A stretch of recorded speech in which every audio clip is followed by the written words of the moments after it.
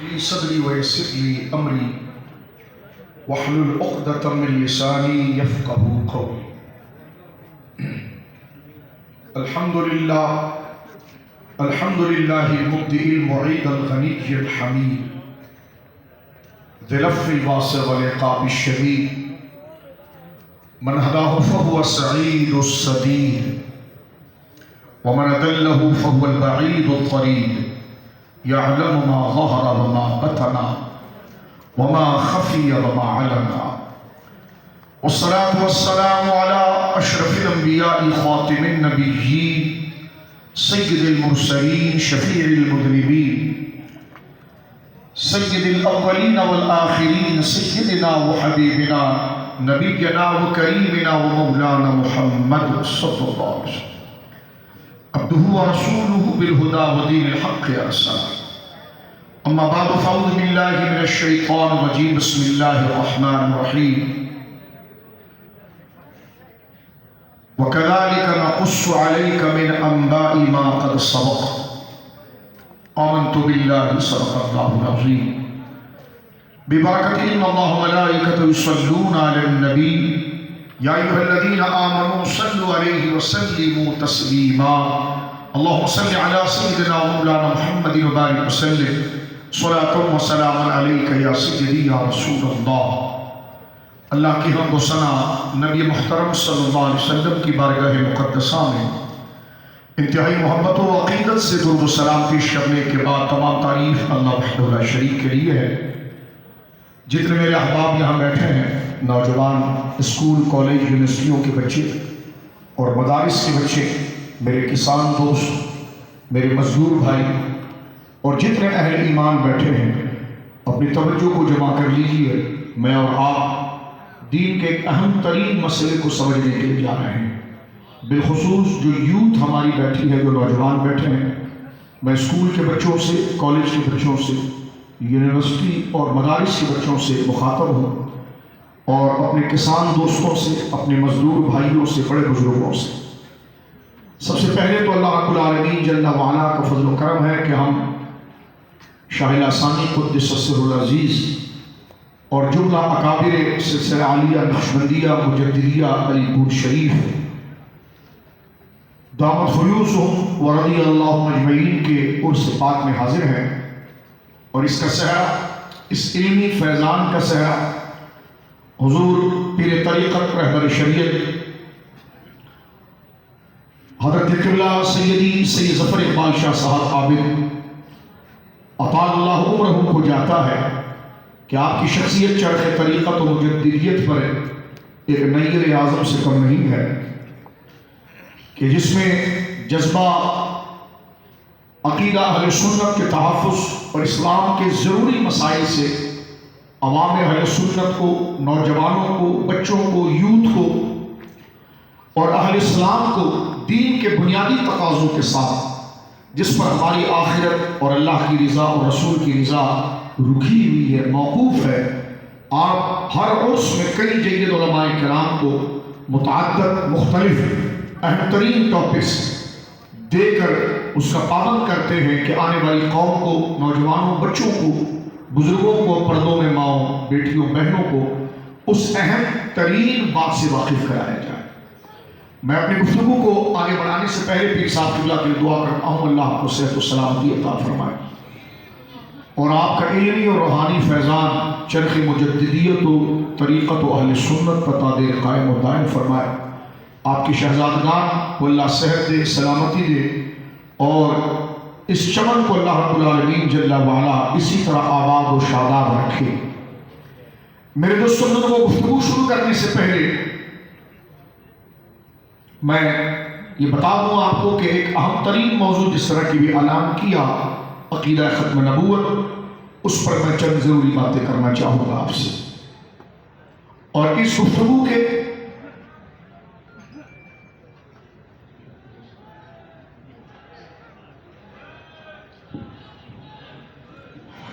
اب آپ تشریف رکھیے، اپنی نشستوں پہ تشریف رکھیے. یہ خوش بختی ہے کہ حضرت زیب سجادہ آستانہ عالیہ مجددیہ نقشبندیہ حضرت پیر طریقت رہبر شریعت سیدی سید ظفر اقبال شاہ صاحب عابد دامت فیوضہم کی جلوگری ہو چکی ہے۔ اللہ رب العالمین جل وعلا اسی طرح مسند صدارت و سجادگی پر آپ کا سایہ دراز فرمائے۔ آج کی گفتگو جو تھوڑے سے وقت میں آپ کے ساتھ مکمل کرنی ہے، پیچھے علماء کرام کی لمبی قطار ہے کہ جو متعدد اہم ترین موضوعات سے مجھ سے اور آپ سے خطاب کریں گے۔ آج کی گفتگو کو شروع کرنے سے پہلے میں دو چیزیں پہلے ذکر کر دیتا ہوں کہ کیا بیان کرنے ہم جا رہے ہیں۔ آج کا موضوع ہمارا عقیدہ ہے ختم نبوت ہے، جس کو ہم مختلف جگہوں پر مختلف پروگرامز میں مختلف سیمینارز میں سنتے رہتے ہیں۔ اس موضوع کی اہمیت قدر قرآن و سنت اور لاجیکل اعتبار سے، عقلی اعتبار سے کیا ہے، اس کو ذکر کیا جائے گا۔ دوسرا، پاکستان کا جو سب سے سپریم ادارہ ہے، سپریم کورٹ آف پاکستان، حال ہی میں چند ہفتے پہلے سپریم کورٹ پاکستان نے ختم نبوت کے حوالے سے ایک بڑا قیمتی فیصلہ جاری کیا ہے، اور اس پر میں تمام اہل اسلام اور بالخصوص پاکستانیوں کو مبارکباد پیش کرتا ہوں۔ انشاءاللہ العزیز اس فیصلے کے حوالے سے میں اپنے دوستوں کو، اپنے بزرگوں کو، اور بالخصوص جو کالج اسکول کے بچے بیٹھے ہیں، یونیورسٹی اور مدارس کے بچے بیٹھے ہیں، جو ہمارا مستقبل ہے، ہمارا فیوچر ہے، وہ وطن کے حوالے سے بھی اور اس معیار کے حوالے سے بھی سادے انداز میں گفتگو کروں گا تاکہ میرے مزدور دوست بھی اس بات کو سمجھیں، لیکن کچھ گفتگو کو ہم علمی رنگ بھی دیں گے اور اس کے بعد اس کو بالتدریج آسان کر دیں گے، تو آپ اپنے ذہن پر بوجھ مت لائیے گا۔ میں بہت ٹھہر ٹھہر کر گفتگو کروں گا کیونکہ انتہائی اہم گفتگو ہے۔ اسے خطابت کے شور میں منتشر کرنا یہ یقیناً بہت بڑی گویا کہ ناقدری ہوگی۔ عقیدہ ختم نبوت، عقیدہ ختم نبوت کہ اس بات پر ایمان رکھنا کہ میرے اور آپ کے آقا ہرے ہرے گنبد میں آرام فرمانے والے جناب رسول مکرم صلی اللہ علیہ وسلم پر اللہ نے نبوت کا زمانہ بھی ختم کر دیا اور نبوت کے مرتبے بھی ختم کر دیے۔ آپ کے بعد سے لے کر، میرے بچوں بھائی دوستو، حضور سید عالم کے بعد سے لے کر قیامت تک کوئی نیا نبی کا تصور کیا ہے کہ وہ بعد میں پیدا ہو اور اس کو نبوت دی جائے، اس کا کوئی تصور اسلام کے عقائد میں نہیں ہے۔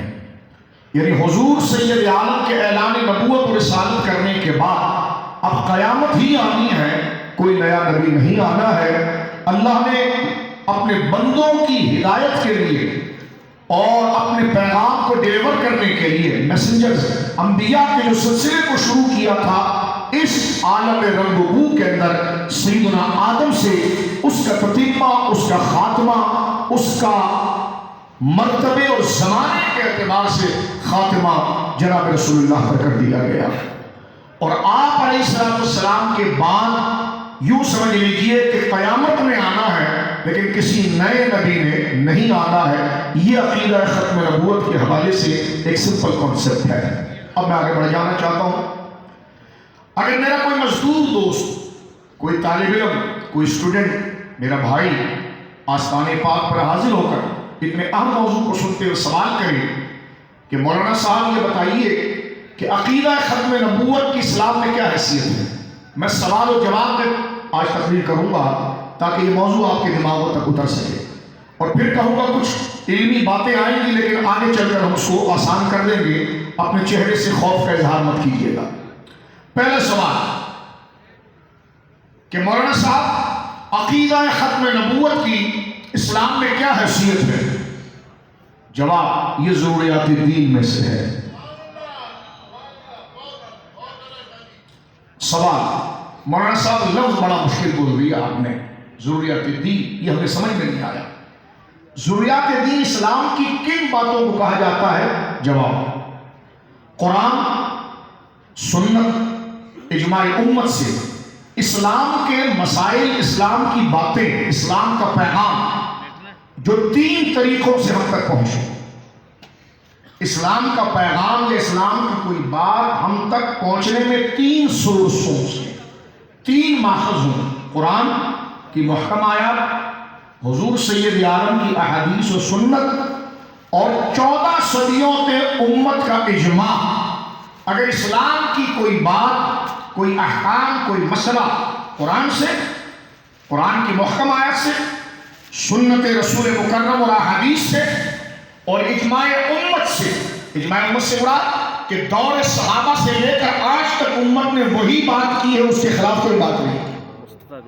دوبارہ نوٹ کرائیے، ضروریات دین کس کو کہتے ہیں؟ ضروریات دین اسلام کی وہ باتیں، اسلام کے وہ مسائل جو قرآن، سنت اور اجماع امت سے ہم تک اس طریقے سے پہنچے ہوں کہ اس بات کو سمجھنے میں نہ کوئی شبہ ہو، نہ کوئی تعلیل ہو. ایسے عقیدے، ایسے مسائل کو ضروریات دین کہتے ہیں.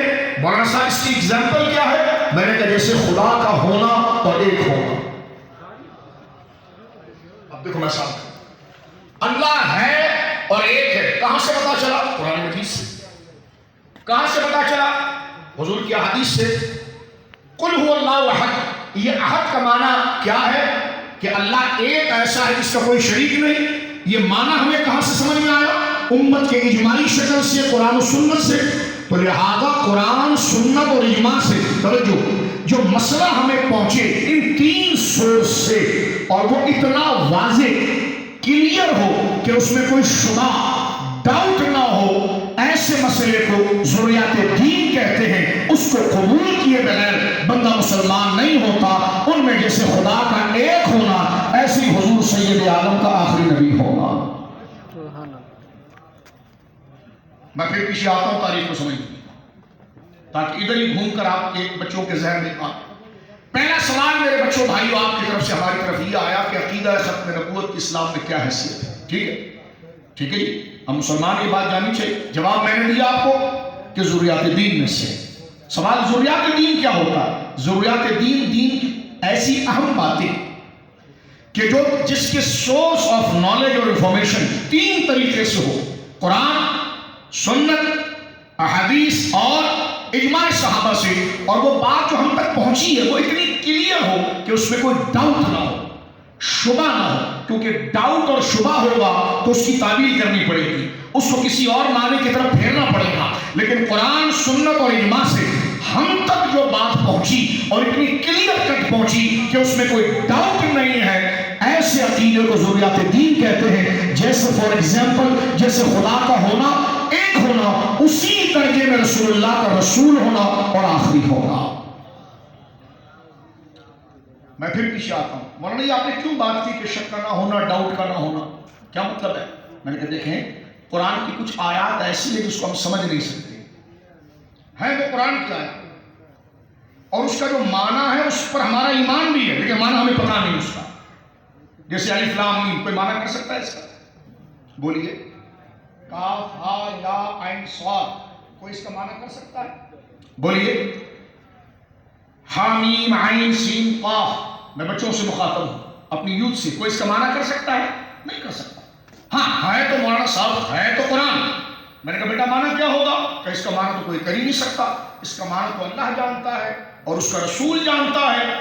اب یہ ہے کہ ہیں قرآن، لیکن اس کا معنی ہمیں سمجھ میں نہیں آ رہا. ایسی آیات کو آیات متشابہات کہتے ہیں. متشابہات سے مراد کہ کوئی بھی معنی اور میننگز آپ اس کا نکالیں گے تو ایک ڈاؤٹ آ جائے گا، ایک شبہ آ جائے گا.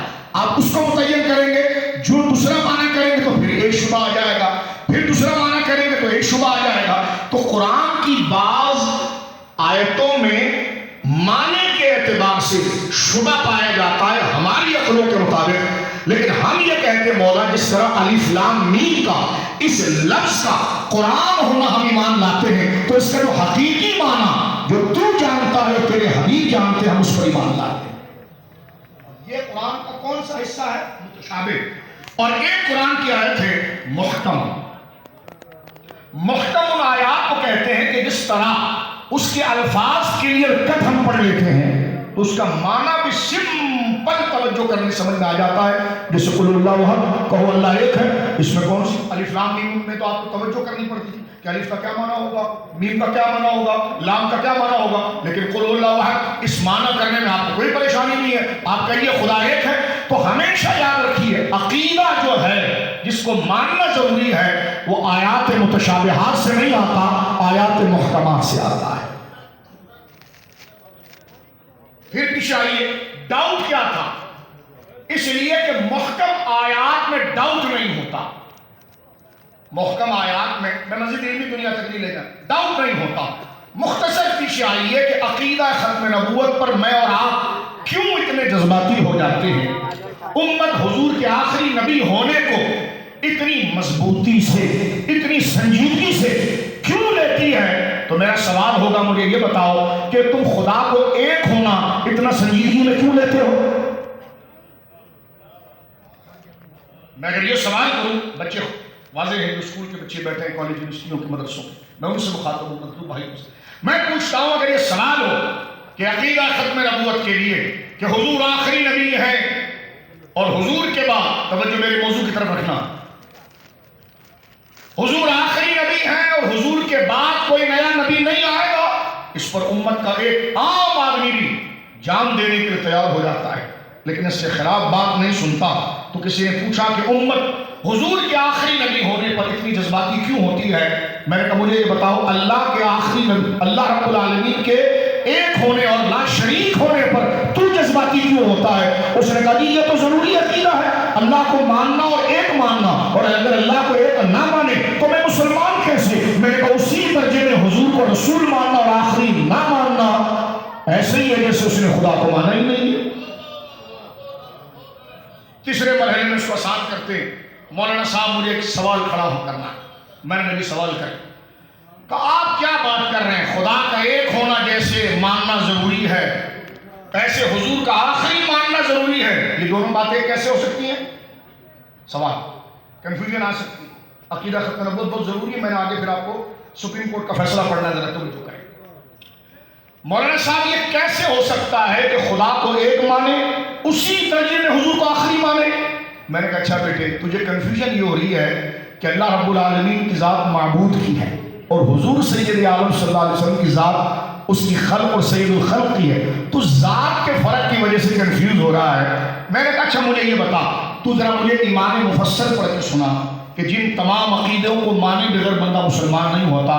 جی میں تو بچپن سے پڑھتا ہوں، آمنت باللہ و ملائکتہ و کتبہ و رسلہ والیوم الآخر و قدر خیرہ و شرہ من اللہ تعالی والبعث بعد الموت۔ میں نے کہا ٹھیک ہے ترجمہ کرو کہ میں ایمان لایا، آمنت باللہ، میں ایمان لایا اللہ و ملائکتہ، اس کے فرشتوں پر۔ میں نے کہا فرشتہ خدا ہے؟ کہنے لگا نہیں۔ میں نے کہا ایمان پھر کیسے لا رہا ہے؟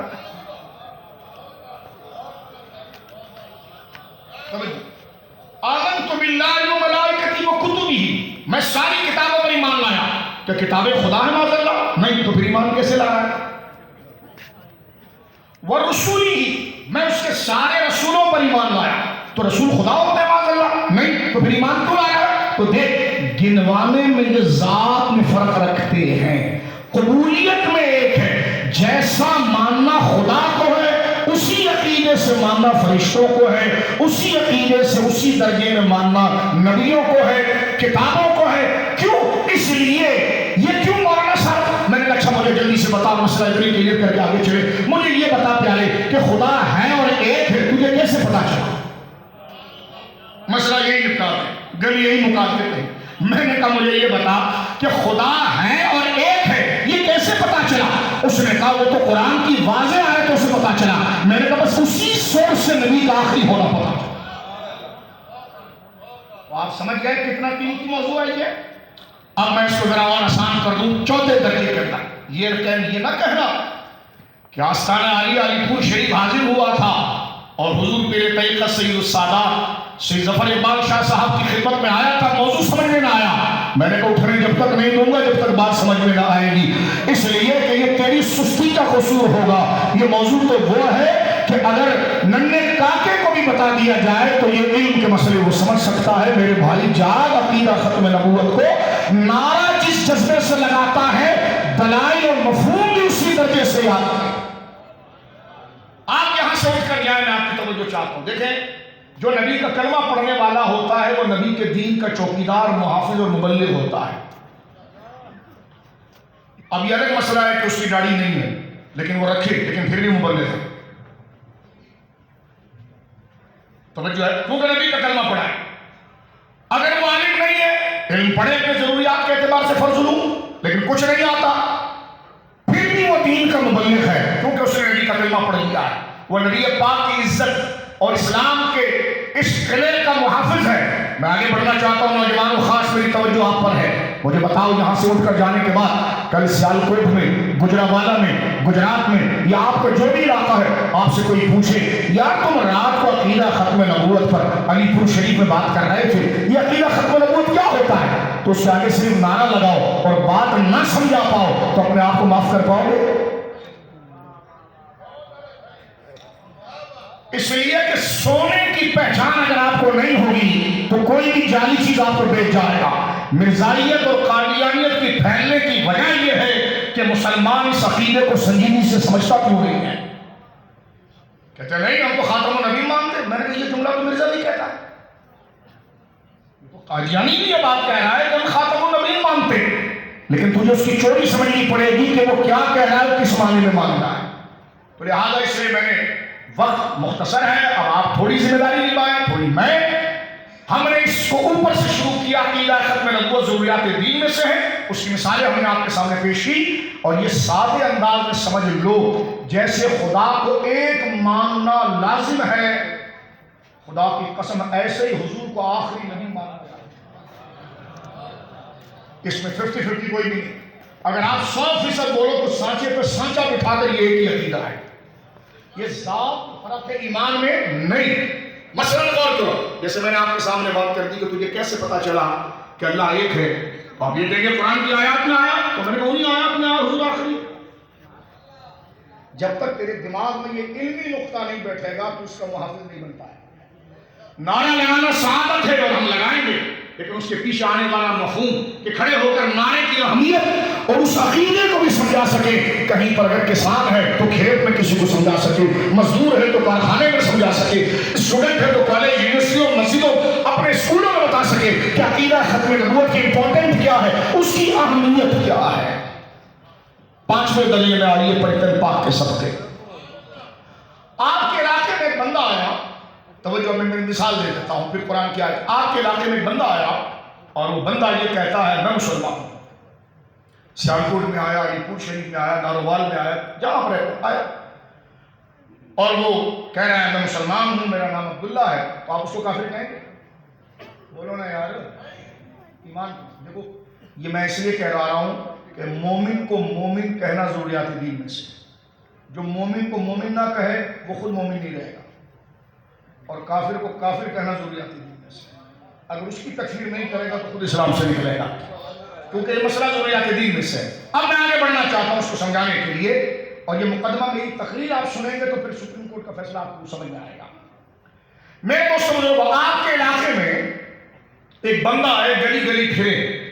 توجہ کرو میرے بچوں نوجوانوں، مانا تم تھک گئے ہو لیکن سستی کا مظاہرہ نہ کرو. یہ پورا ایک انسائکلوپیڈیا اور اکیڈمک لگی ہوئی ہے. اس ایک پروگرام کے اندر آپ جو کئی جگہ علماء آتے ہیں، آپ کو پورے اسلام کی صورت نظر آ جائے گی. نہ آپ میرے بچوں کسی سوشل میڈیا کے جوکر کے 40 سیکنڈ کے تھم نیل پر بکو گے. 40 سیکنڈ کا تھم نیل ہے، توجہ ہے، چاہے وہ کسی بھی خطے سے آئے. اس مبارک آستانے پر میں اس غلیظ کا نام لے کر اس آستانے کے آبرو کو پامال نہیں کرنا چاہتا، لیکن میں یہ کہنا چاہتا ہوں عقیدہ جم کر ایک دفعہ سیکھ لو، پھر مانے جنائی نہیں ہے کہ کوئی سنی کے عقیدے کا بال بکا کر سکے.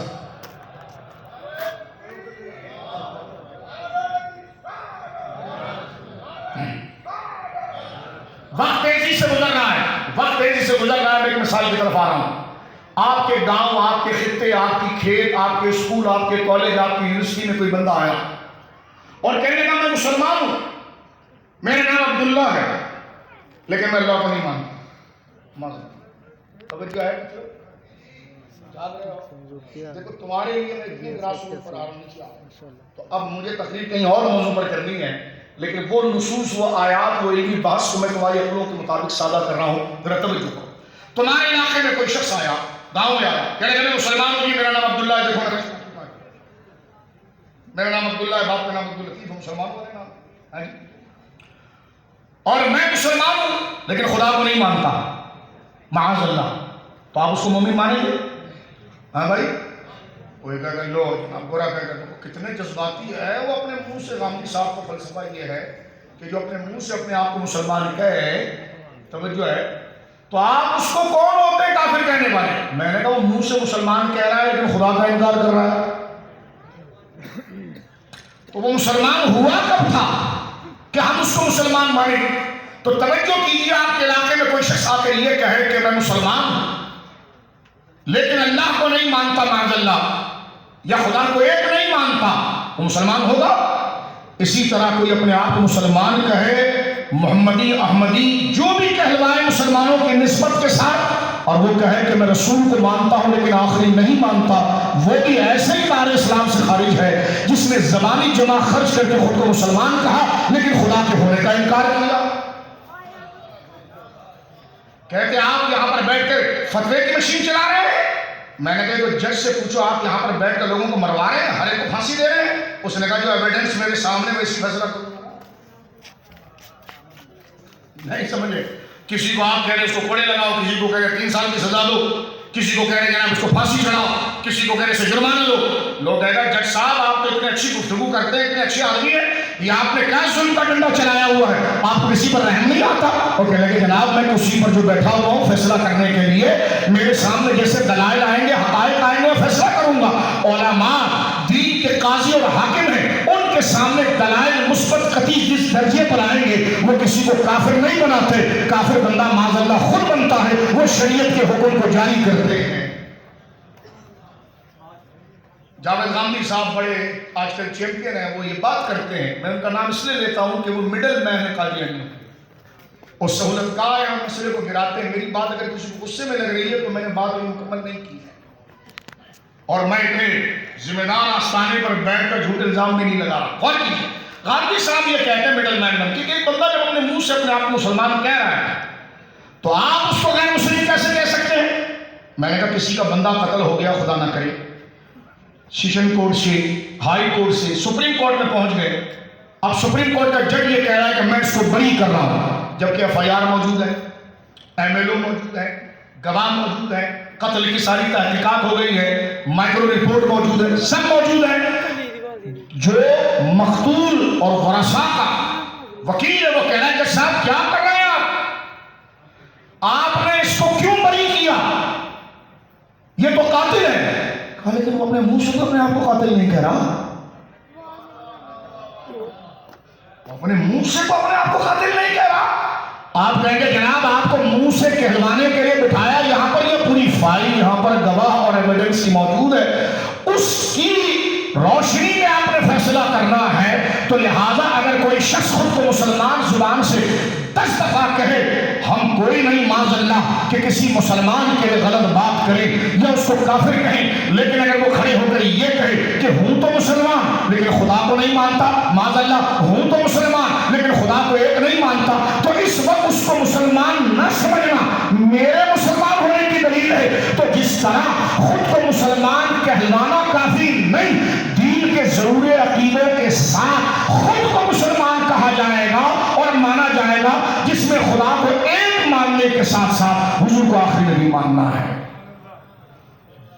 اب میں اس سے آپ کو مسئلہ واضح ہو چکا ہوگا کہ اگر کوئی شخص خود کو مسلمان کہلاتا رہے وہ اس وقت تک مومن نہیں ہو سکتا جب تک وہ ضروریات دین، وہ ضروری عقائد جس کی میں نے تشریح آپ کے سامنے کر دی. اگر کوئی کہے میں مسلمان ہوں، خدا کو ضرور مانتا ہوں لیکن میں قرآن کو نہیں مانتا، یا میں تورات و زبور کو نہیں مانتا معاذ اللہ، یا میں رسولوں کے سلسلے کو نہیں مانتا، یا میں تقدیر کو نہیں مانتا، یا آخرت کو نہیں مانتا، لوگ کہیں گے جناب خدا کو تو مان رہا ہے نا، آپ اس کو قبول کریں.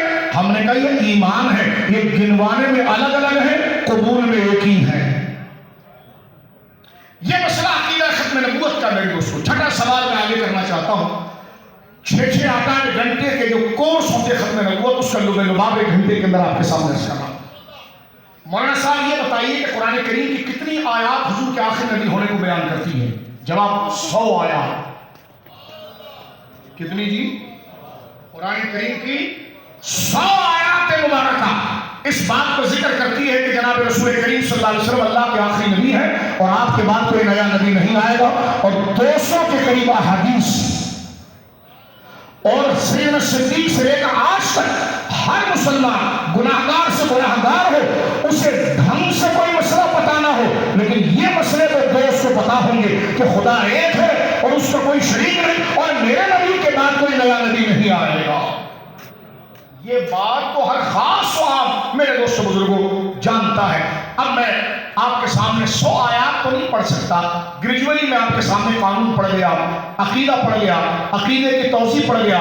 اب میں چند آیات پڑھ کر پھر ایک سبجیکٹ کی طرف جاتا ہوں۔ مولانا صاحب، ہم نے تو ایک ہی آیت سنی ہے، ما کان محمد ابا احد من رجالکم ولکن رسول اللہ وخاتم النبیین۔ بالکل بیٹا، یہ سورۃ الاحزاب کی آیت نمبر 40 ہے۔ اس ایک آیت کو ہی اگر آپ سمجھ لیں تو مسئلہ واضح ہو جاتا ہے، لیکن اس ایک آیت میں جو حضور کا آخر النبی ہونا بیان کیا گیا ہے، یہی مفہوم، یہی بات قرآن کی 99 اور آیات میں بیان ہوئی ہے۔ مسئلہ غور کریں، میں آپ کے سامنے قائم پیش کرنا چاہتا ہوں۔ ابھی میں نے آپ کے سامنے جملہ کہا اور میں آپ کی ٹھوٹی پکڑ کر اور پاؤں پر ہاتھ رکھ کر میرے مسلمان بھائیوں بہنوں بچوں کرنا چاہتا ہوں۔ اسکول کے بچے بھی خاص طور پر سنیں، کیونکہ اس وقت ایتھیسزم اور سیکولرزم اور قادیانیت سیکولرزم کے کندھے پر بیٹھ کر یونیورسٹیوں میں آ چکی ہے۔ اس وقت بڑی بڑی یونیورسٹیاں جس کا نام ہم لے سکتے ہیں، ہمارا روزمرہ پڑھنے پڑھانے سے تعلق ہے، آپ اپنے بچوں کو کہتے ہیں کہ جناب یہ بہت زیادہ یہ معاشیات کے اندر انجینئرنگ میں فلاں ڈاکٹری میں بڑا مقام حاصل کر لیں، اچھی بات ہے، لیکن آپ کو پتا ہے وہاں کا ماحول کیا ہے؟ میں سندھ کی صورتحال پیش کر رہا ہوں۔ کئی پیروں کی اولاد ایتھسٹ ہو گئی، ملحد ہو گئی، دین کی منکر ہوئی، اور بفضل تعالیٰ اس آستانے کی برکت سے ہم نے ان کے ساتھ کاؤنسلنگ کی اور وہ دوبارہ اسلام کی طرف آئے۔ لیکن یہ ذمہ داری باپ کی ہے، یہ ذمہ داری گھر کے سربراہ کی ہے کہ جہاں جا کر وہ کالج یونیورسٹی پڑھ رہا ہے، اس کا استاد کیا ہے، اس کے دوست کیا ہے، اس کی گیدرنگ کیسی ہے، وہ کیا سکھا رہے ہیں۔ خدا کا انکار، ایتھیسزم، سیکولرزم، یہ آج کا عرص یہ دعوت دے رہا ہے کہ اس پسماندہ دور کے اندر بھی دین کے ہر موضوع کو اصلی قوانین کے اعتبار سے قرآن و سنت اور اصلی تعلیم کے تناظر میں بیان کیا جا سکتا ہے۔ میں بچوں آپ کی توجہ چاہتا ہوں، ذرا غور کرنا۔ ارے کل آپ کو کوئی یونیورسٹی کالج مدرسے میں کسان کسی کو فصل پہ کھیتی میں یہ بات کرے گا، کارخانے میں، ارے مولانا صاحب یہ بات کر رہے تھے کہ حضور کے بعد کوئی نیا نبی نہیں آئے گا، ارے دیکھو نا کیا حضرت عیسیٰ علیہ السلام نہیں آئیں گے؟ تو آگے سے جواب دینا، مولانا نے یہ نہیں کہا تھا کہ کوئی نبی نہیں آئے گا، مولانا نے یہ کہا تھا کوئی نیا نبی نہیں آئے گا۔ ذرا جملہ سن لیں، اس بات آگے بڑھا رہا ہوں۔ پھر میں کہنا چاہ رہا ہوں کہ اسکول کے بچے بیٹھے ہیں یہاں پر، کالج یونیورسٹیوں کے، اس وقت سب سے بڑا خطرہ یہ ہے جو لوگ مدرسوں کے پیچھے پڑے ہیں نا، وہ یونیورسٹیوں کا خیال کریں، کیونکہ تم نے جن کو تیار کیا وہ زمین سے پہاڑوں پر چڑھ گئے، اور ہم نے پہاڑوں سے اتار کے زمین پر ان کو انسان کا بچہ بنایا ہے۔ تو لہذا زور اپنی توپوں کا رخ ذرا مدرسوں سے ہٹا دینا اور کالج یونیورسٹیوں کی طرف جائیں جہاں راؤ کے ایجنٹ بیٹھے ہوئے ہیں، اور یہ پریکٹیکل ہم آپ کے سامنے بات کریں۔ توجہ کیجیے، اس وقت اپنے بچے کو یونیورسٹی بھیجنا، کالج بھیجنا، میں کہتا ہوں آگ کے انگارے کو اپنے ہاتھ میں رکھنے سے کم نہیں ہے۔ میں بھیجنے سے منع نہیں کرتا، ہمارے بچے بھی پڑھتے ہیں، بھیجنے سے منع نہیں پڑتا، لیکن کیا باپ کو پتا ہے وہ کیا پڑھ رہا ہے؟ کیونکہ باپ نے اسی طرح ہے کہ گوشت کو اٹھا کر چیلوں کے درمیان پھینک دیا اور پھر امید رکھے کہ وہ گوشت کا دوتھڑا چیل کے پنجے سے بچ جائے۔ اس وقت ورلڈ بینک کی صورت میں، دیگر صورتوں میں جو آپ کو عین آ رہی ہے، جو آپ کی یوتھ کو کنورٹ کر رہی ہے، اور دیگر طریقے سے علماء مدارس خانقاہوں سے دور کر کے ان کو مذہب کے اس مبارک نور جو دین دنیا دونوں کے طریقے سے کہتا ہے، سیکولرزم، اور آخری اسٹیج یہ ہوتا ہے کہ وہ مذہب کا منکر ہوتا ہے اور معاذ اللہ خدا ہی کا منکر ہو جاتا ہے۔ تو لہذا یونیورسٹی کالجوں میں بچوں کو بھیجو، لیکن تمہاری ذمہ داریاں پہلے سے زیادہ ہوگی۔ تم لاکھوں روپے فیس بھر رہے ہو، تمہاری ذمہ داری ماں باپ اس سے پوری نہیں ہوئی، تم نے بچوں کو ایک آگ میں ڈالا ہے، اب اس کی حفاظت تم نے کرنی ہے کہ شام وہ گھر آ رہا ہے، تمہیں آفس سے ٹائم ہی نہیں ہے کہ بچے کو ٹائم دو، تمہیں یہ ٹائم ہی نہیں۔ اس نے کیا پڑھا؟ اس نے کہا پاپا مجھے اچھے جوتے چاہیے، تم نے مہنگے دلا دیے، پاپا اچھے کپڑے چاہیے، تم نے دلا دی، اور دلانی چاہیے اور نسلانی کا اللہ نے مال دیا اس حالات میں، فضول خرچی نہ ہو۔ لیکن کبھی یہ پوچھا کہ بیٹا پڑھا کیا تھا، ماحول کیا تھا، کون دوست تھے، کیا باتیں ہوتی ہیں؟ توجہ ہے؟ تو یہ آستانہ مبارک ہے جس کے اندر آپ اپنے بچوں کو لے کر آتے ہیں، خدا کی قسم یہ اس وقت عقیدے اور دین کو بچانے کا ایک بہت بڑا مرکز ہے۔ پیر صاحب کی برکت سے ڈاکٹرز بھی یہاں آتے ہیں، انجینئرز بھی یہاں آتے ہیں، پولیٹیشین بھی یہاں آتے ہیں، یونیورسٹی کے بچے بھی یہاں آتے ہیں، مدارس کے بچے بھی آتے ہیں، کسان مزدور بھی آتا ہے۔ لہذا خدا کی قسم ہم تقریر کو لمبا کرنا مقصود نہیں ہے، اپنا دل آپ کے قدموں میں نکال کر رکھ دیں ہم کہ کتنی بڑی بارگاہ میں آئے ہو، میں اور آپ اپنے ایمان اور اپنے بچوں کو بچا جائیں۔ غور کیجئے میرے دوست بزرگوں، لیکن یہ سمجھ لینا پانی اسی کو ملتا ہے جس کو پیاس لگتی ہے۔ تجھے اگر تیری آنکھوں کے آگے پیسوں کی چربی چڑھی ہوئی ہے نا تو ایک موت کا جھٹکا تجھے صحیح کرتا ہے، اور ایک بیماری جب تجھے بستر پر خدا خاصہ پہنچا دے گی تو پتہ چل جائے گا کہ تجھے بچوں میں کیا چیز منتقل کرنی تھی، کیا چیز منتقل نہیں کی۔ حال یہ ہوا کہ بچے نے جنازے کے لیے بھی مولانا کو بلایا، سوئم کے لیے بھی مولانا کو بلایا، کیونکہ بچہ کھڑے ہو کر پیشاب کرتا تھا کہ باپ نے کبھی دین تو سکھایا، وہ کبھی کہلا وہ فلاں صحیح، کبھی رامجی صحیح، کبھی کہلا ٹی وی والا صحیح، جیسا ماحول تمہیں دیا۔ ہم یہ بات کرنا چاہتے ہیں، ہم دقیانوس یا بند گلی میں نہیں ہیں۔ آپ کو یہ نہیں کہتے کہ آپ اپنے بچوں کو تعلیم کے نہیں بھیجیں، ہم کہتے ہیں پہلے ان کو مضبوط کر اور پھر کہیں بھی بھیج۔ کمر اگر کوٹھے سے بندھی کی ہو تو سمندر کی گہرائی سے بندہ نکل آتا ہے، لیکن ایک دفعہ تعلق رکھنا، کوئی مسئلہ تیرے گھر میں ڈسکس ہو تو اس کو سیکولر کی طرف لے جانے سے پہلے اپنے علماء، اپنے مشائخ قرآن نظام سے غور کرنا۔ تو دنیا بڑی تیزی سے گزر جائے گی، مار دھاڑ کر کے ٹھونس کر کوئی بات ان کا ڈالنا مقصود نہیں۔ اور اس وقت پاکستان جو این جی اوز کے زہریلے پنجوں کے اندر آ چکا ہے، این جی اوز نے، ہمارے کچھ این جی اوز یہ ہیں وہ کہتے ہیں، بات چل پڑی ہے، وہ کہتے ہیں جی میرا دین انسانیت ہے۔ یہ ایتھسٹزم کا پہلا خطرہ ہے، یہ سیکولر اسلام دشمنی کا پہلا خطرہ ہے، لیکن جملہ سلوگن کتنا متاثر کرتا ہے، میرا دین انسانیت ہے۔ واہ! اور میں نے کہا دین انسانیت نہیں، دین اسلام، دین اسلام۔ میں بڑے پاؤں پر ہاتھ لگا کر ماں باپ سے گفتگو کرنا چاہوں، توجہ کیجیے آپ، اور بچوں سے سلوگن کتنا اچھا ہے، نعرہ کتنا پیارا ہے، کتنا نفیس ہے۔ باقاعدہ اس کے لیے صوفیزم کے نام پر تصوف جو ہے، ایک بڑا باکردار تصوف جو ہے، وہ دنیا دار اپنی نظارت اور لالچ اور مال کے لیے بھاگنے والے پیر کا نام نہیں، وہ امام ربانی کے طریقے پر چلنے والے مجاہد برہا کا نام ہے۔ لیکن آپ دیکھیے کہ مسلمانوں سے دین کے جذبے کو ختم کرنے کے لیے باقاعدہ ایڈیں آئیں، لاکھوں ڈالر خرچ ہو رہے ہیں صوفیزم کے نام۔ کتنا پیارا ہے صوفیزم، دیکھیے وہ ہمارا مشرب ہے، لیکن اس میں مراد یہ ہے کہ صوفی وہ ہوتا ہے کہ بس جو کوئی کر رہا ہے کرنے دو، بس محبت کرو۔ کوئی شراب پیے اس سے بھی محبت کرو، کوئی زنا کرے اس سے بھی محبت کرو، کوئی نمازیں نہ پڑھے اس سے بھی محبت کرو، کوئی جناب بے پردہ پھرے اس سے بھی محبت کرو۔ صوفیزم، میں نے کہا یہ صوفیزم نہیں، یہ اکبر کا بیان کردہ وہ الہاد ہے، اور امام ربانی اور غوث اعظم اور حضرت مولا علی کا یہ ہے کہ امر بالمعروف اور نہی عن المنکر، نیکی کی دعوت انتہائی شائستگی کے ساتھ دی جائے گی، اور برائی کے راستے سے انتہائی ایجوکیٹ اور سمجھا کر روکا جائے گا۔ برے کو برا کہا جائے گا، صحیح کو صحیح کہا جائے گا۔ میں جملہ کہہ کر آگے بڑھنا چاہتا ہوں، این جی اوز کا ایک سلوگن آیا ہے آج کل، ویلفیئرز، اور آپ کو پتا ہے اب تو یہ ایف ٹی ایف کی طرف سے آ گیا، کیا بات ہے آپ کے سامنے کریں، کیمرے آپ نے منہ پہ لگائے ہو، کہہ رہے کہ جتنی رجسٹریشن تھی، جتنی آپ کی ڈگریاں تھی، سب کینسل ہو گئی۔ توجہ آپ کی، کینسل ہو گئی، کیونکہ آپ کو یہ فارمولے ماننے پڑے۔ پہلا سلوگن آیا کہ ہمارا دین انسانیت ہے، ہمارا دین یعنی انسان ہو گیا خدا، انسان ہو گیا، اور یہی سیکولرزم کی بنیاد ہے، انسان ہے خدا، جس سے وہ راضی ہو ٹھیک، اگر وہ کپڑا اتار کر جینا چاہتا ہے یہ بھی اچھی بات ہے، وہ پاڑی اور ٹوپی اور جبہ پہن کر جینا چاہتا ہے یہ بھی ایک اسلام طریقہ ہے۔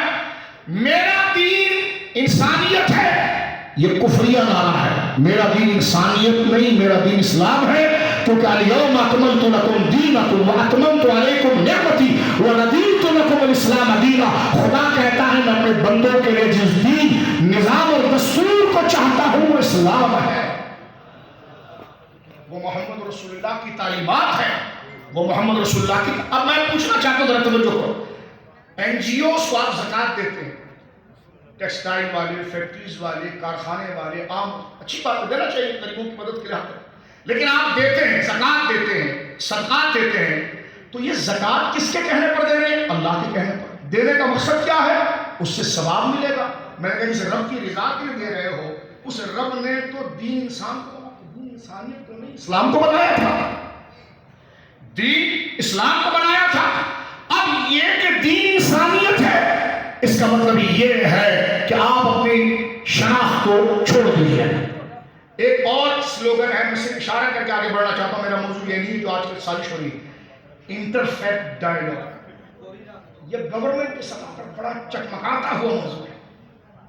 ہمیں بھی کہتے ہیں مولانا آپ بھی تشریف لائیں گے، کیوں؟ کیا انٹرفیتھ جو مختلف فیتھ ہیں نا، ان کے درمیان ڈائیلاگ ہے۔ کیا مطلب؟ آپ یہ تقریر کریں گے کہ اسلام یہودیوں کے بارے میں کیا کہتا ہے، اسلام انسانیت کے ناطے غیر مسلم پر کیا شفقت کرتا ہے۔ میں نے تقریر میں کہا بالکل اسلام یہ کہتا ہے، لیکن پہلے میں مسلم ہوں، پہلے میں بتاؤں کہ اسلام ہوتا ہے۔ یہ ساتھی ذرا سمجھیے، سمجھیے بات۔ میں آپ کے ساتھ پارٹنر، میں آپ کے ساتھ کسی کاروبار میں پارٹنرشپ میں شراکت کر دوں تو یہ پارٹنر گیری اور یہ پارٹنرشپ جب ہوگی جب میرا کوئی پرسنل تشخص اور آئیڈینٹی ہو اور آپ کی، میں خود کو بفنا کر دوں تو یہ پارٹنرشپ کیا ہے؟ انٹرفیتھ ڈائیلاگ میں اسلام کو اٹھا کر ہندوؤں کے قدموں میں رکھ دو۔ توجہ کیجیے آپ، انٹرفیتھ ڈائیلاگ میں یہودی کے حقوق آپ کو یاد ہو، ہندو کے حق یاد ہو، عیسائی کے حق یاد ہو، اور اسلام صرف ان کے قدموں میں بیٹھنے والا ہو، یہ انٹرفیتھ نہیں، یہ پاکستان اور اسلام سے غداری ہے۔ ہم یہودیوں کے حقوق پر بات کریں گے جو اسلام نے دیا، بالکل کریں گے۔ ہم ہندوؤں کے حقوق پر بات کریں گے جو اسلام نے دیا۔ ہم گردن کاٹنے کی بات نہیں کرتے، ہم مارنے کی بات نہیں کرتے، ہم جلانے کی بات نہیں کرتے، لیکن ہم یہ کہتے ہیں کہ یہ انٹرفیتھ نہیں کہ ہمارا لیڈر مسلمان جا کر مندر میں پوجا کرے تو کہا یہ انٹرفیتھ۔ ہم نے کہا یہ انٹرفیتھ رہا کہاں جب اسلام رہا ہی نہیں، جب میرا تشخص ہی نہیں رہا تو میں آپ کے ساتھ ڈائیلاگ کیسے کروں؟ کیونکہ شرک کر کے تو بندہ خود ہندو کافر ہو چکا ہے، تو اسلام کہاں ہے؟ کہاں مختلف مذاہب ہیں؟ اسلام تو گر گیا، اب صرف یہود ہندو عیسائی باقی ہے، اور نام کتنا پیارا ہے، انٹرفیتھ ڈائیلاگ۔ اور اس میں سکھایا جاتا ہے کہ ہر جگہ بلی کا بکرا اسلام بنے گا اور جس کو عزت دی جائے گی وہ یہودیت ہے، وہ نصرانیت ہے، وہ ہندو مت ہے۔ ہم یہ کہتے ہیں باعتبار انسانیت، توجہ موضوع چل پڑا ہے تو کوئی مسکنسیپشن نہ ہو جائے، ہم یہ کہتے ہیں بحیثیت انسانیت کے، بحیثیت سٹیزن کے، بحیثیت وطنی اور شہری کے، اگر کوئی عیسائی ہے اس کے بھی حق ہے اور اسلام اس کو دیتا ہے، یہودی ہے اس کا بھی حق ہے، اسلام دیتا ہے، ہندو بھی ہے اس کا بھی حق ہے، اسلام دیتا ہے۔ لیکن یہ اکبری نظام نہیں چلے گا کہ مسجد میں مورتیاں آ جائیں اور شیخ الاسلام کھڑے ہو کر کہتے ٹھیک ہے میں نے تو اللہ کہا، تم رام کہو، تم بھگوان کہو، تم یہ کہو، تم وہ کہو۔ یہ انٹرفیتھ نہیں ہے، یہ کفر اور الحاد ہے۔ میں یہ کہتا ہوں مندر اگر پاکستان میں مندریں بنی ہیں تو کسی مسلمان کو اجازت نہیں کہ اس کو پتھر مارے۔ اگر چرچ بنے ہیں کسی مسلمان کو اجازت نہیں ہے کہ اس کو پتھر مارے۔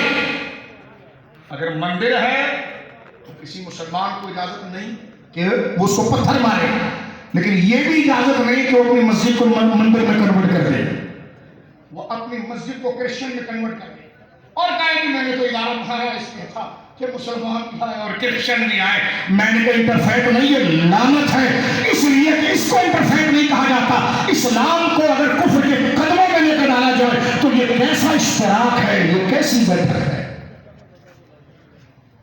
دو کام اس وقت ہمارے لیے زہر قاتل ہے، یہ سمجھ لیجئے۔ ایک تو آپ کے این جی اوز، آپ کو خبر نہیں ہے کہ آپ کے ساتھ ہو کیا رہا ہے۔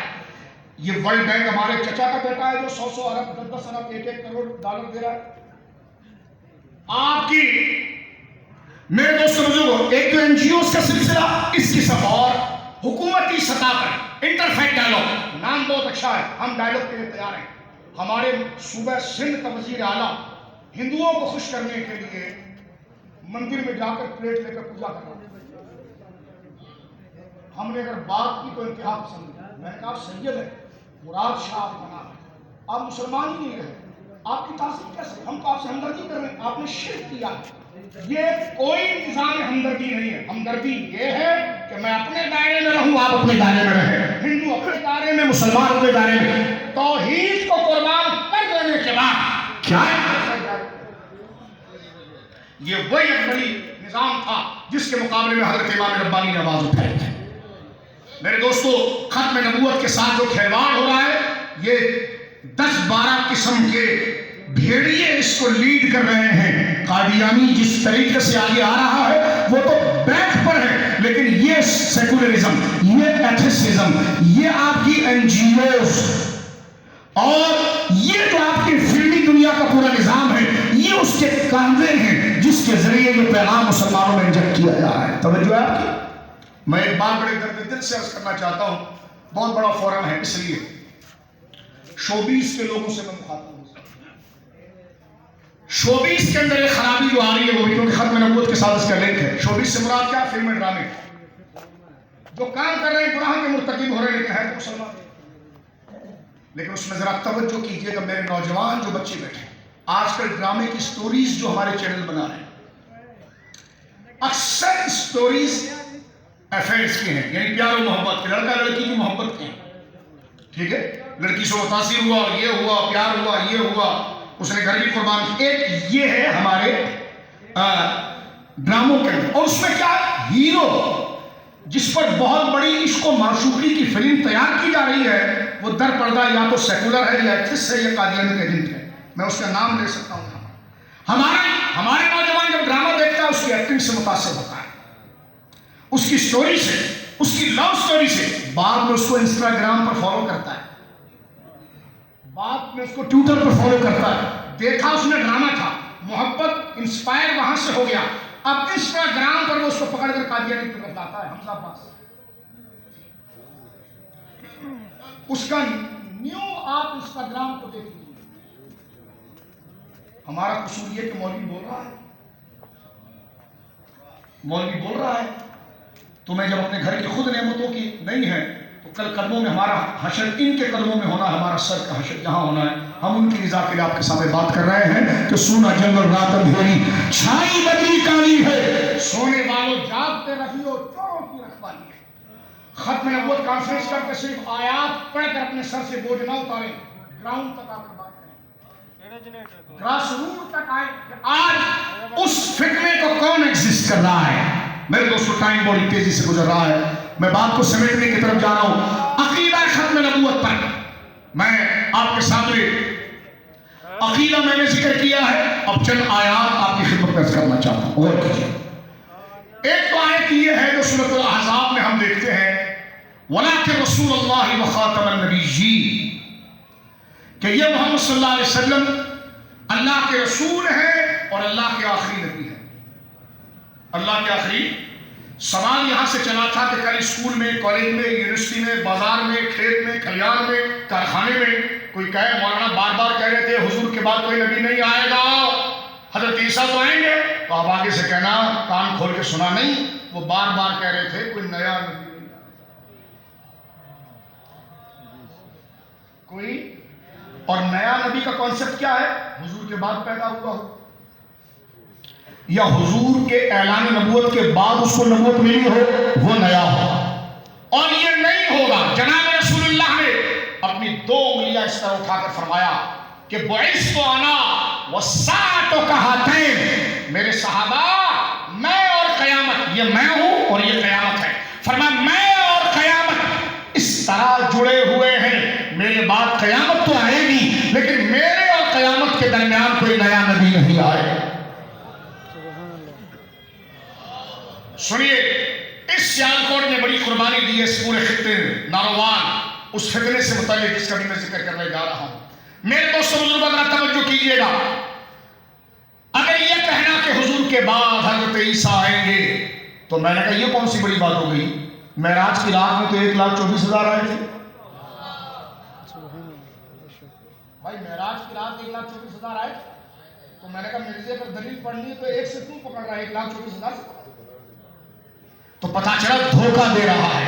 حضرت عیسیٰ علیہ السلام نئے نہیں ہیں، حضور کے پیدا ہونے سے پہلے پیدا ہو چکے اعلان نبوت کر چکے اس زمانے میں اس دنیا کے اندر اور آسمانوں پر اٹھائے گئے، سرکار کے اعلان کے بعد وہ آئیں گے، اور وہ اگر آ گئے تو ان کی آمد نئی نہیں ہے، نبوت نئی نہیں ہے، بلکہ وہی ہے جو نے حضور کے دنیا میں اعلان سے پہلے اعلان کیا تھا، اور ان کا آنا حضور کی شان کو بڑھانے کے لیے، نصرت کے لیے، جیسے 1,24,000 انبیاء کا معراج کی رات میں حاضر ہو کر حضور کے پیچھے نماز پڑھ کر حضور کی شان کو ظاہر کرنا تھا۔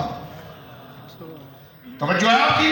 غور کیجیے میرے دوستوں بزرگوں، میں ایک 2-4 آیت سے آپ کے سامنے پڑھتا ہوں، اور ایک جملہ یہاں سن لیجیے، خاتم النبیین کیا ہے؟ اب مولانا صاحب خاتم کے تو 10 معنی 20 معنی، میں نے کہا نہیں 1000 ہوا کرے، مجھے کیا کرنا، اس چکر میں نہیں رہنا، 1000 ہوا کرے مجھے کیا کرنا۔ میں نے کہا خاتم والی آیت جس پر اتری ہے نا، اس نے اس کا کیا معنی کیا یہ بتا۔ جو قرآن کے مخاطب صحابہ تھے انہوں نے اس کو کس معنی میں بند کیا یہ بتا۔ آج تک امت نے اس کا کیا معنی لیا؟ میرے بچوں، اسکول، کالج، یونیورسٹی، بازار، کسان، دوست، بھائی سن لے، ایک ہی معنی کیا، آخری۔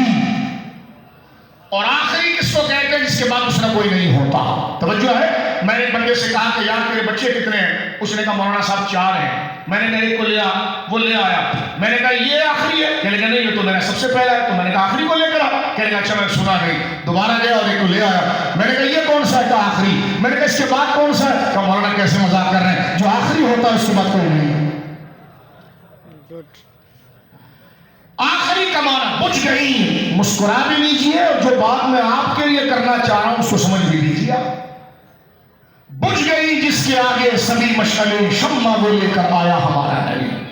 میرے دوستو قرآن کی ایک آیت سن لیجیے، اللہ رب العالمین جل وعلا ارشاد فرماتا ہے وَكَذَلِكَ نَقُصُّ عَلَيْكَ مِنْ أَنْبَاءِ الرُّسُلِ مَا قَدْ سَبَقَ۔ اے حبیب، ہم نے موسیٰ کا قصہ بھی تجھے سنایا، ابراہیم و نوح کا قصہ بھی سنایا، یحییٰ و زکریا کا قصہ بھی سنایا، ذوالکفل و ذواليسع کا بھی قصہ سنایا، وَكَذَلِكَ، اور اسی طرح نقص ہم آپ کو سنائیں گے، وَكَذَلِكَ نَقُصُّ مِنْ أَنْبَاءِ الرُّسُلِ، ہم ہر رسول کی خبر سنائیں گے۔ کون سے رسول اور نبی یا اللہ؟ مَا قَدْ سَبَقَ، جو گزر گئے۔ اگر کسی نے آنا ہوتا تو اللہ فرماتا ماں بعد کا ہے، جو بعد میں آئے گا اس کو سنائیں گے۔ اب دیکھیں قرآن باندھ کر رہا ہے مسئلے کو، مَا قَدْ سَبَقَ، جو پچھلے گزر گئے ہم ان کے قصے سنائیں گے۔ اگر حضور کے بعد، توجہ بڑی باریک بات، 1000 باتوں کی ایک بات، اگر حضور کے بعد کسی نئے نبی نے آنا ہوتا تو قدرت کا لازمہ تھا ہماری ہدایت کے لیے کہ اس کا انٹروڈکشن کرا، کیونکہ جیسے خدا کو ماننا ضروری ہے اسی طرح نبی کو ماننا ضروری ہے۔ اگر نبی سامنے جلوہ گر ہو اور بندہ نبی کو نہ مانے اور خدا کو ایک کہتا ہے پھر بھی وہ کافر ہے، تو پتا چلا یہ ضروری عقیدہ چھپا کر نہیں رکھا جاتا۔ اگر عقیدے چھپا کر رکھے جاتے تو متشابہات میں ذکر کیے جاتے، عقائد کو محکمات میں لایا اس لیے گیا ہے کہ قدرت نے اپنے ذمہ کام پر لیا ہے کہ جو ضروری بات ہے اس کو کھول کے بتائیں گے، کیونکہ لا یکلف اللہ نفسا الا وسعہا، ہم انسان پر اتنا ہی بوجھ ڈالتے ہیں جس کا وہ برداشت ہے۔ اگر حضور کے بعد کسی نبی نے آنا تھا تو اس کو ڈھونڈنے کے لیے اللہ نے مجھ پر اور آپ پر نہیں چھوڑا کہ جاؤ گلواس پور جاؤ، گاؤں قادیان میں دیکھو، کبھی سیالکوٹ کے اندر گورنمنٹ کے محکمے کے اندر جناب ایک جونیئر کلرک کو دیکھو، کہتے جی کلرک تھے، میں نے کہا جونیئر تھے، ایک ہوتا ہے کلرک جو فائل وغیرہ کام کر رہا تھا، ایک جو جونیئر ہوتا ہے نا وہ چھوٹو ہوتا ہے کہ بیٹا ذرا جوتے صحیح کر لے، بیٹا ذرا چائے کی بوتل چائے لے آ، بیٹا ذرا پانی کی بوتل لے آ، بوتلیں لے آ، اس قسم کا۔ تو رب نے اگر حضور کے بعد بفرض محال نبی بھیجنا ہوتا تو اس کی تحقیق کے لیے خدا ہم پر نہ چھوڑتا بلکہ واضح قطعی دلائل اتارتا، جس طرح انبیاء کے اتارتا ہے کہ اللہ اعلم حیث یجعل رسالتہ۔ اللہ نے فرمایا تم رسول کو نومینیٹ نہیں کرو گے، تم رسول کو آئیڈینٹیفائی نہیں کرو گے، فرمایا ہمارا منصب ہے، ہم جسے چاہتے ہیں اس کے سر پر تاج رسالت کو سجا دیتے ہیں اور اس کا اعلان کر دیتے ہیں۔ اگر حضور کے بعد کسی نئے نبی آنا ہوتا تو ابو بکر صدیق تلوار نہ کھینچتے، کم سے کم پوچھتے ذرا دلیل تو پڑھ کے سناؤ، تو وہی تو نہیں جس کے آنے کی بات نہیں۔ توجہ ہے؟ بات کا دور آپ دیکھیے، اکبر نے جب جھوٹا نبوت کا دعویٰ کیا تو معاذ اللہ علیہ اللہ سرکار امام ربانی پوچھتے حضرا اکبر چلو جو تم نے فساد کیے کی اپنی جگہ پر، لیکن ہم نے سن رکھا ہے کہ حضور کے بعد ایک نیا نبی آئے گا، ذرا اپنے دلائل پر معاذ اللہ حضور کے بعد کسی نئے نبی کا آنا تو دور کی بات ہے۔ امام اعظم ابو حنیفہ رحمہ اللہ کہتے ہیں کہ اگر کوئی نبوت کا دعویٰ کر بیٹھے اور کوئی شخص اس سے جا کر پوچھے مجھے ذرا ایویڈنس تو دے اپنی نبوت کی، کہ وہ تو کافر تھا، پوچھنے والا خود ہی نکل جائے گا۔ جس موضوع کو اس درجے پر رکھا گیا ہے پھر بھی پوچھا جاتا ہے کہ حضور کے بعد اجرائے نبوت ہے، حضور کے بعد کوئی نیا نبی آ سکتا ہے۔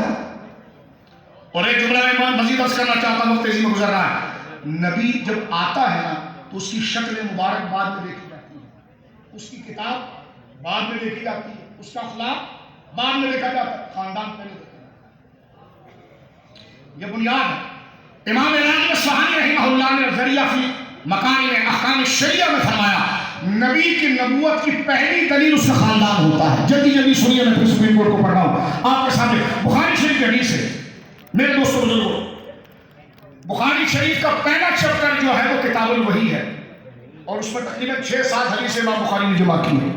آخری حدیث ایک لمبا واقعہ ہے، اور وہ ہرقل کے بارے میں ہے جو رومن امپائر تھا۔ اس کو خبر پہنچ گئی تھی کہ کسی شخص نے مکے میں نبوت کا دعویٰ کیا اور وہ ترقی پہ ترقی کرتا جا رہا ہے۔ 13 سال میں قوم نے کوئی بات باقی بھی کا نہ کیا، اب وہ مدینے میں آ چکا ہے، مدینے میں اس نے 6 سال گزار لیے۔ ادھر صلح حدیبیہ ہو گیا، حدیبیہ کے موقع پر مشرکین سامنے آ کر گھٹنوں کے بل بیٹھنا پڑا اور 10 سال کا ایک معاہدہ طے پایا۔ ذرا دماغوں کو حاضر رکھیے، چہرے کو حاضر رکھیے۔ 10 سال کا معاہدہ صلح حدیبیہ میں طے پایا کہ ہم باہم جنگ نہیں کریں گے، اپنے کاروبار کو دیکھیں گے۔ حضرت ابو سفیان سے مسلمان نہیں ہوئے تھے، انہوں نے کہا چلو موقع مل گیا کوئی بزنس کر لیں۔ مکہ سے وہ سامان لے کر پہنچے کہاں پر؟ ملک شام۔ قیصر روم اس کو فتح مل گئی تھی پرشین امپائر پر، فارسیوں پر، وہ شکرانے کے لیے انڈیا ہے۔ اور جب وہ وہاں پر پہنچا تو اس کو خبر پہنچ چکی تھی کہ اس نبی نے، کیونکہ اس وقت مدینہ مکہ اس کی کالونیاں تھی، اس نے کہا جناب وہ بندہ رکتا نہیں ہے، بڑھتا جا رہا ہے، بڑھتا جا رہا ہے، بڑھتا جا رہا ہے، اور لوگ اپنے باپ اور بچے کی پرواہ کیے بغیر اس سے ملتے جا رہے ہیں۔ تو بادشاہ کو خطرہ کھڑا ہوا کہ کہیں میرے لیے کوئی طاقت کھڑی نہ ہو جائے۔ اس کو خبر ملی کہ جناب ملک شام کے اندر کچھ لوگ عرب سے آئے ہوئے ہیں۔ اس نے اعلان کر دیا کہ جاؤ یہ پوچھو کہ اس نبی نے عرب میں دعویٰ نبوت کیا ہے، اس کے کوئی رشتہ دار آئے ہوئے بزنس کے لیے؟ اعلان کر دیا گیا بازار میں۔ حضرت ابو سفیان کھڑے ہوئے کہ ہاں ان کے خاندان کے، کہا چلو آ جاؤ۔ 20-25 بندے پکڑے اور لے گئے قیصر روم۔ قیصر روم وہ نہیں ہے جو کاسا لے کر کسی جگہ جا رہا ہے، کئی ہزار سال سے اس کی سیولائز ایک سلطنت ہے جو یورپ سے اوپر تک جا رہی تھی۔ قیصر روم اس نے حضرت ابو سفیان کے سامنے کرسی لگوائی، کیونکہ اس کو عربی زبان آتی نہیں تھی اور ان کو سریانی نہیں آتی تھی۔ قیصر سامنے بیٹھ گیا، اب مجھے بتائیے جو آدھی دنیا پر حکومت کر رہا ہے وہ کتنا ذلیل بادشاہ ہوگا؟ توجہ سنیے ختم نبوت کے مسئلے کو۔ اس نے کیا کیا؟ حضرت ابو سفیان کو اپنے سامنے بٹھایا، کرسی لگا دی، اور جتنے اور مکہ کے لوگ تھے ان کو پیچھے کھڑا کیا۔ کیوں کہ میں جب سوال پوچھوں گا یہ بندہ جھوٹ بولے گا تو ان کے چہرے سے پتہ چل جائے گا۔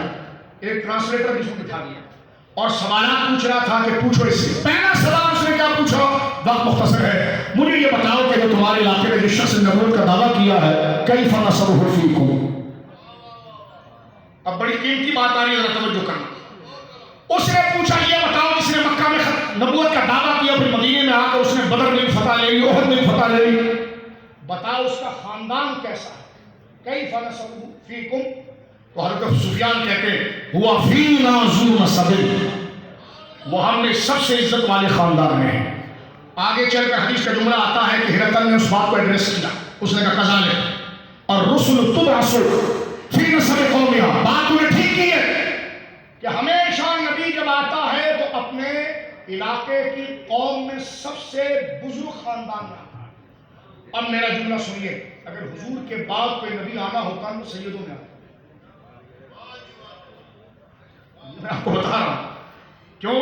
کیونکہ نبوت کی آمد کی پہلی دلیل خاندان، اور سادات سے بڑا خاندان نہیں ہے کوئی۔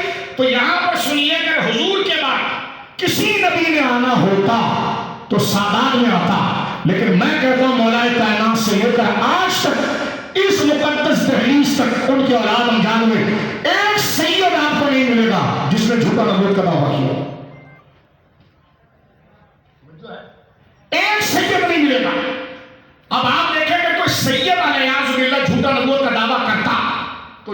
زیادہ امپریس ہوتے کہ خاندان بڑا.